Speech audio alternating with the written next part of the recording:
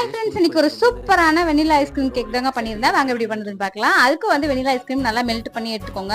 அதுக்கப்புறம் vanilla cake base ready பண்ணிக்கோங்க. இதை நல்லா ஸ்ப்ரெட் பண்ணி விடுங்க.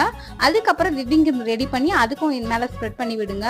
ஆனால் ரொம்ப கஷ்டங்க இந்த வெயிலில் இந்த விப்பிங் க்ரீம்லாம் வந்து அப்படியே மெல்ட் ஆகி ஊற்றிடுங்க. என்ன பண்ணுறதுன்னு தெரியலங்க. நான் பாதி நேரம் ஃப்ரிட்ஜுக்குள்ளேயே தாங்க வச்சு பண்ணியிருந்தேன்.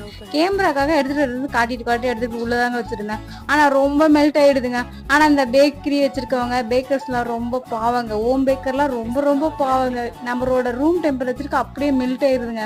என்ன பண்றதுனே தெரியல. ஸோ வந்து நானா இப்பதாங்க கத்துக்குட்டி. நானா இப்பதான் வந்து கோர்ஸ் படிச்சுட்டு இருக்கேன்.